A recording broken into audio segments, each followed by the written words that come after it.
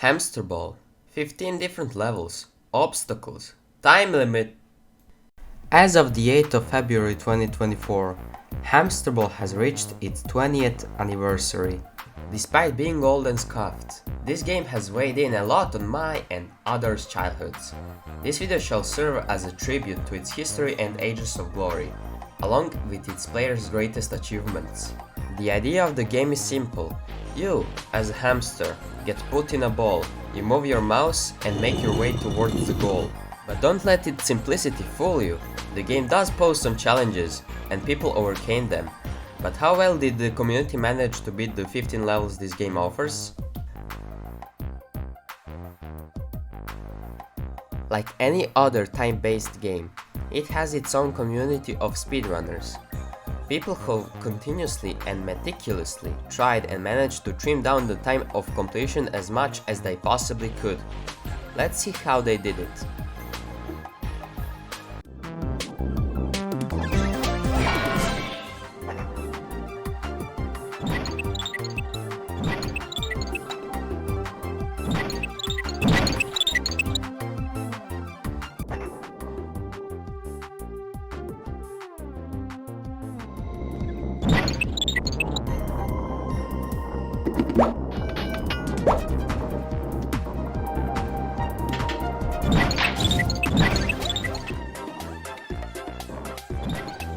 They used keyboard and mouse combined to get faster acceleration and fix the issue of running out of desk space when using mouse alone, since keyboard can keep up the speed while you adjust your mouse position.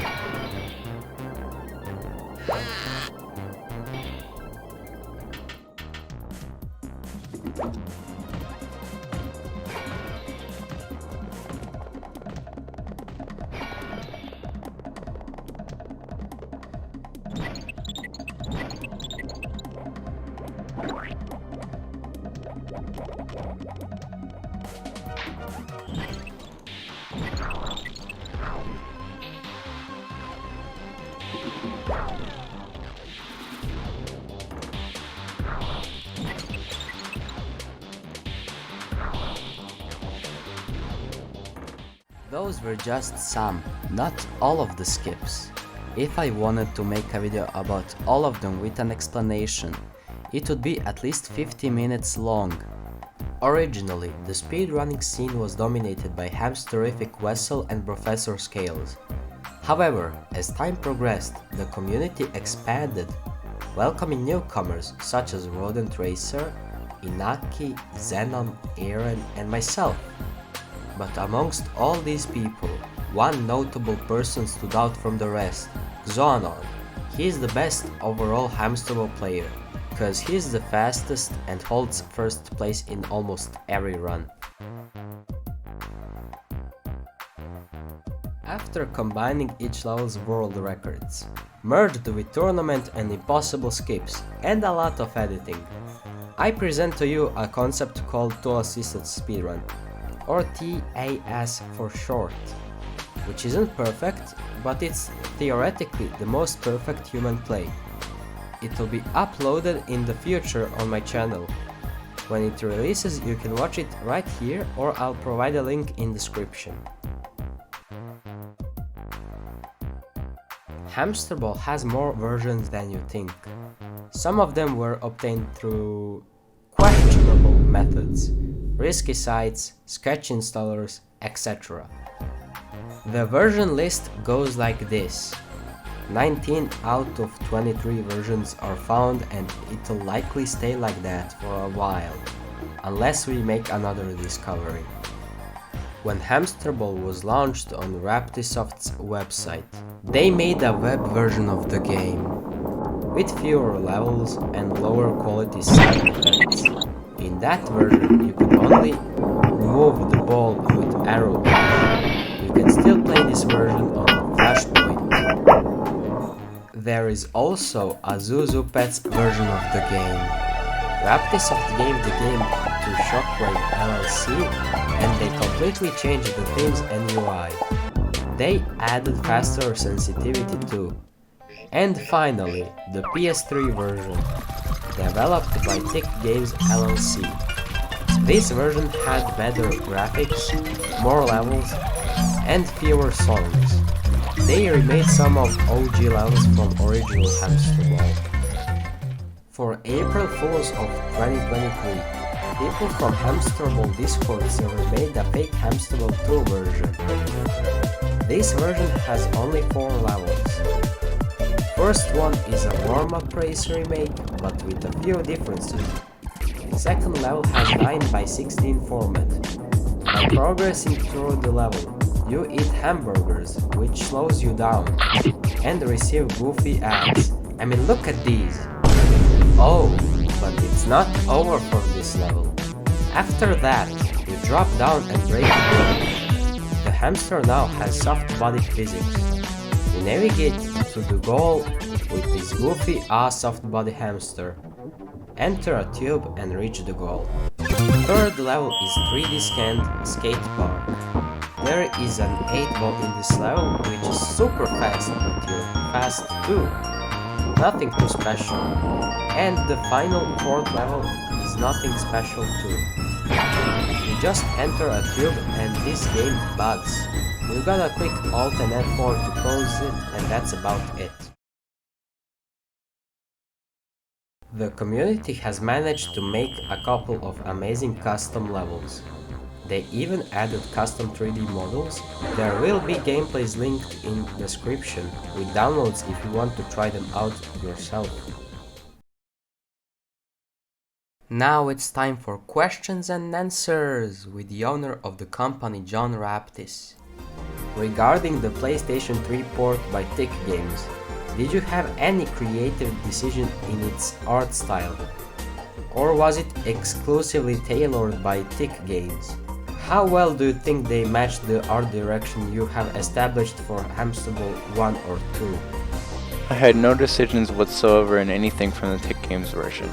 My understanding was that it was going to be a simple one-to-one port of the PC game. Then when it came out, it was a 3D zoom fest. At first, I didn't like it, but I warmed up to it a little. Some aspects of what they did are going to make it in Hamsterball 2, but I'm not adopting a first-person perspective. As for the art style, I hated it. It seemed very lazy. I did a lot of work in 3D Max to make all the checkers line up and fit neatly into the curves and things. And then in the PS3 version, it all just was flat textures mapping onto planes and cut off at the edges. I respect that they wanted to offer more than just a raw port of the game, but I wish they would have just given me the levels for cleanup. All it would have taken is a little love.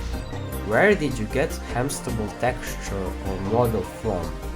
I actually hired a guy to provide me a hamster. I'm a cartoonist, not a fine artist, so everything I was doing was looking extremely cartoony, and I thought half the funny in Hamsterball would be an utterly realistic looking hamster going through this world of smashing hammers and giant mousetraps. So I couldn't make it realistic enough. I hired a modeler on the web to do it. I'm interested in knowing if you guys found a copy of the model somewhere. He either lifted it and scanned me, or he made it available for download himself.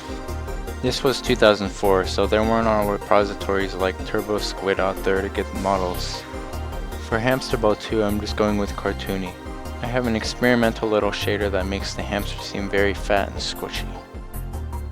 There is a mouse and billiards rack in the model files you gave us a while ago. What were they going to be used for? Originally, in addition to the Rodent Rumble, I was going to have a couple other party games. A golf game, and a variation called True Billiards, where you and another player basically play pool without taking turns, just seeing who can knock balls in the fastest. It's only not in because the target machine at the time, 800 MHz with the Voodoo card as the lowest end, could not run all those ball collisions at once without dropping to like 10 FPS. The mouse, I think, was just going to be an optional other creature that you could play as until I remembered the game was called Hamsterball. Do you have any unused texture files you could share? It would be really nice to see what some of these unused models look like with the textures. I don't think I actually have anything that didn't make it into the game at some point. As stated above, the billiard stuff did actually get in the game, but just got commented out. There's not a treasure trove of rejected ideas because I'm sort of good at simulating what I'm going to be doing in my head before I actually implementing it. Thus, it's somewhat rare that I implement something and then find that it doesn't work out, except technically. Funny story, this caused me a lot of friction when I was working at PopCap Games because my boss at the time always wanted to try various experiments with gameplay. And I could lean back, close my eyes, and predict, no, that won't work out, or that'll work great, without having to implement it. I would get very petulant when, upon completion, something I told that wouldn't work out ended up, not working out. The most striking of these that I remember is I got asked to remove the locks from Chuzzle, just to see what it's like. I was like, guys, trust me, without locks, there's no game there. I had to remove the locks, rebalance the whole game with no locks, only to get told, oh, you're right, put everything back to how it was. That system works fantastically for them, but it's arduous for me. Are there any other scrapped ideas you had while making Hamsterball? Levels, enemies, etc.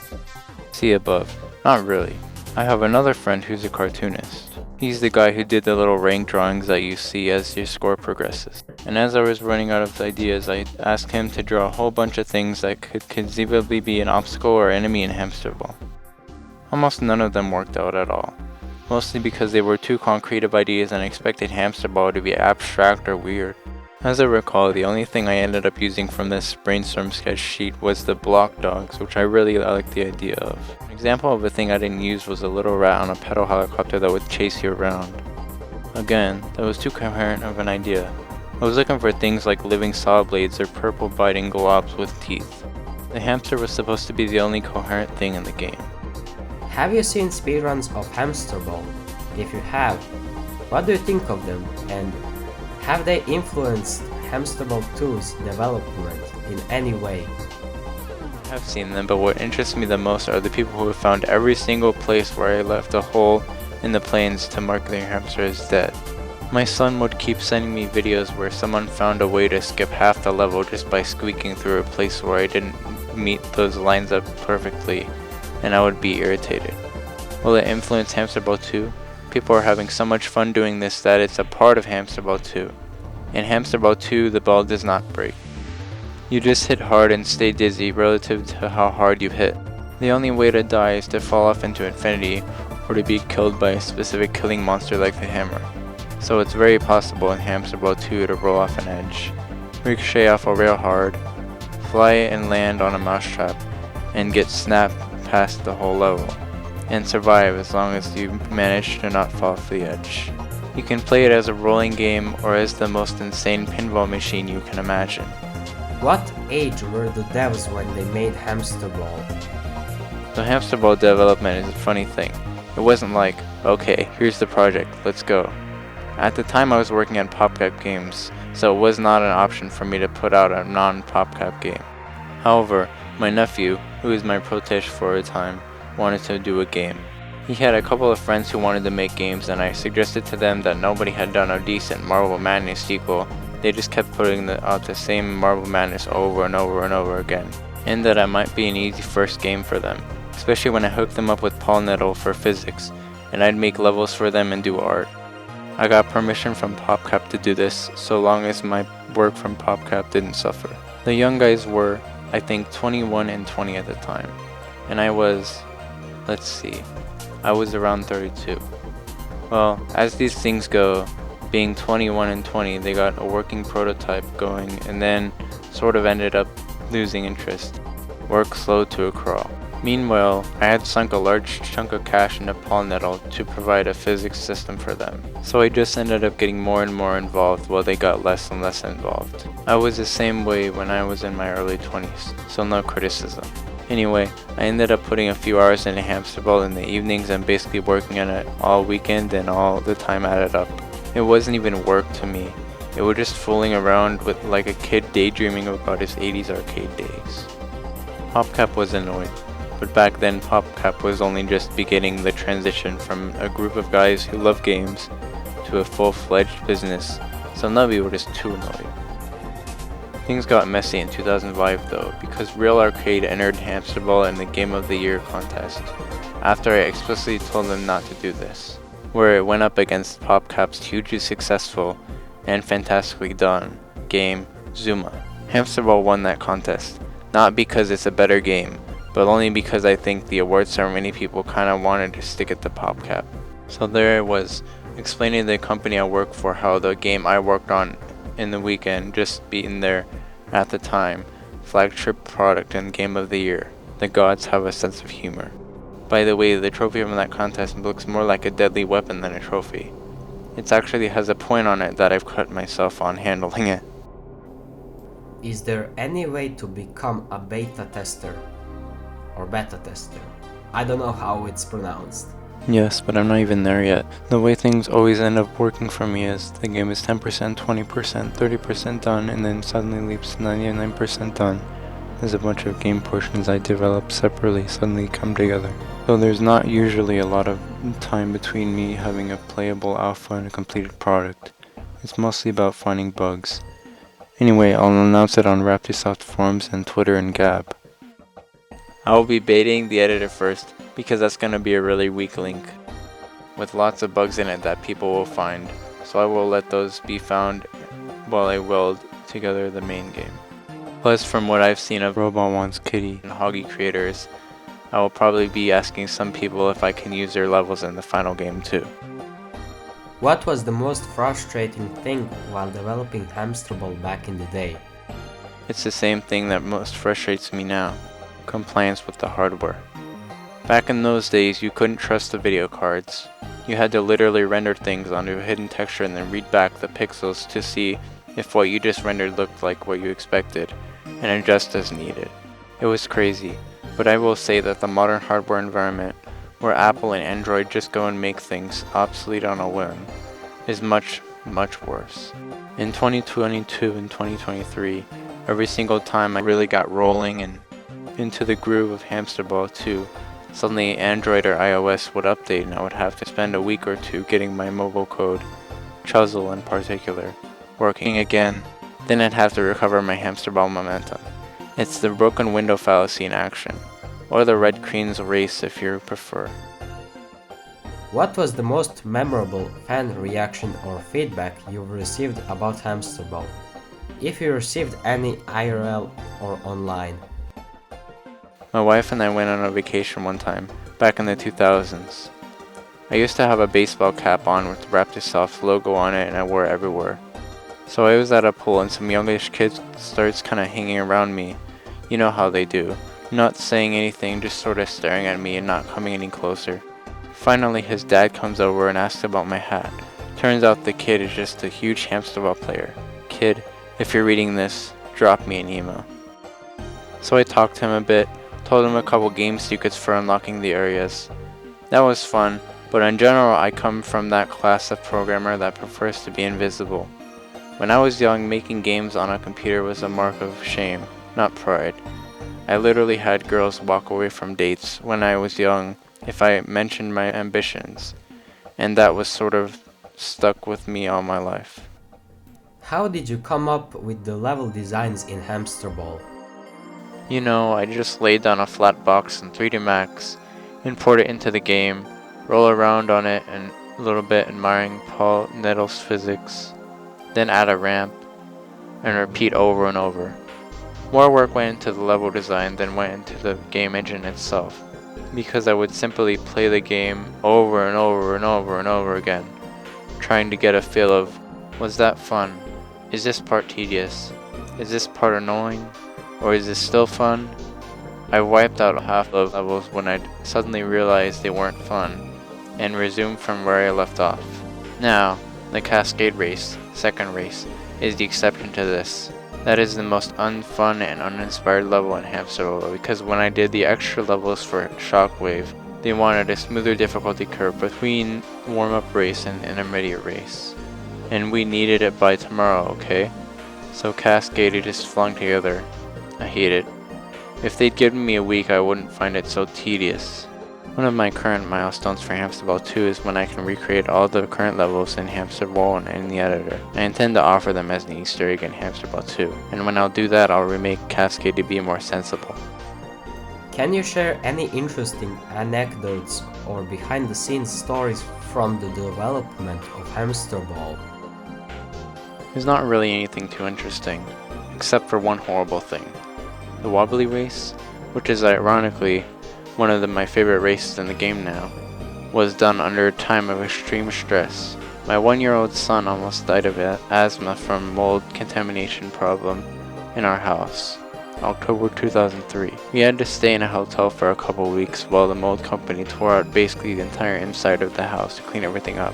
So all of Wobbly Race was done while sitting in the hotel room stressing about my kid's lungs. He had issues for years afterwards because of this. Are there any features or ideas you wanted to implement in Hamsterball but couldn't? If so, what were they and why didn't they make it into the final game? Oh, I think I addressed this above. I planned a couple different minigames / party games that turned out to be too expensive in terms of CPU power back in those days. I also would have liked to have real-time shadows, which were possible back then, but only on better machines. So that was out since I was targeting low end. What advice would you give to aspiring game developers who are looking to create their own indie games like Hamsterball? Man, this is a bad time for that, and a good time. The industry is really stagnant right now. Everyone is just putting out the same game over and over. So if your indie idea is something really similar to what's already out there, know that 1, it'll be hard for customers to find in all that noise, and 2, if your idea is good and simple, 50,000 uninhibited developers would put out the exact same copies of your game to compete with you within 48 hours. Look at the poor guy who wrote 2048. But that said, the game industry was stagnating when PopCap put out Bejeweled. The industry was stagnating when Notch put out Minecraft. Someone is going to make the next big thing right when things look really bad, and it might as well be you. And if you're going to fail, you want to do it while you're young. The cost of failure only goes up as you get older. What was the exact date you all started making Hamsterball? Where have you got an idea for this game? Not sure there's an exact date, more of a date cloud. I get no points for creativity. I loved the game Marble Madness when I was a kid, and I wrote my very own lame version of it on both a TI-99/4A and on a Commodore 64 when I was in 8th and 9th grade. So I always felt that one day I'll write a nice modern version of this because it was one of the most significant games from my youth. By the time I was married and had a kid, I sort of decided that I had to put away that dream and tried to pass it off to a couple young guys, then ended up making it happen. The gods have a sense of humor. What was the first thing you started making in Hamsterball development? Was it the textures, or models, or levels? The very first thing was to ask Paul Nettle to do ball physics. Then it was an opaque rolling ball on a flat 2-triangle plane.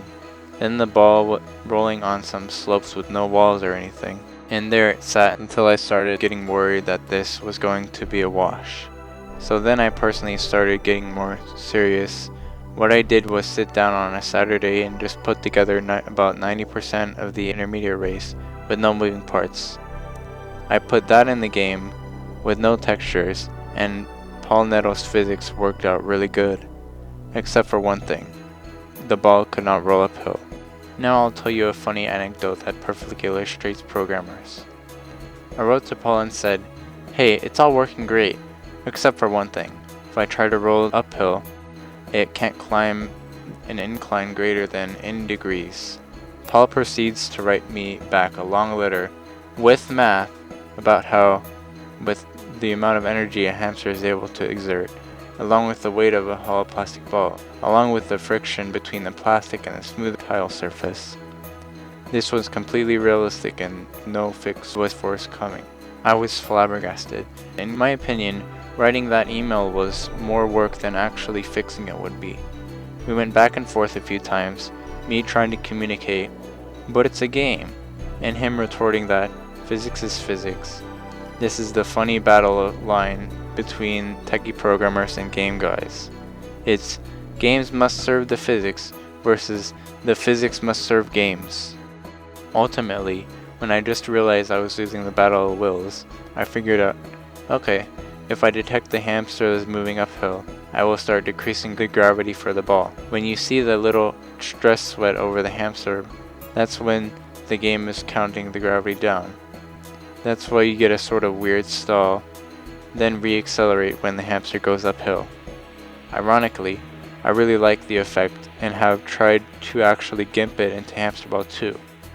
I wrote the physics for Hamsterball 2 myself, so there's no contention about real versus game physics. It's funny how mistakes or impossible problems cause desirable solutions. And the stress sweat is because when I was testing it, I put a little indicator over the ball to let me know it was in gravity reduction mode. And then when I took it out, it felt like something was missing. Okay, I guess that's all the questions. I wanna thank Lavender for acting as John's voice. Thank you so much. This game may seem childish or unimportant to you all, but it holds a very special place in my heart as well as in thousands of others. Even though it may be easy to find this game from other sources, please support the developers by purchasing it on their site. They are putting all their effort in Hamsterball 2, and when it releases, I'm sure we won't be disappointed. Happy birthday, Hamsterball!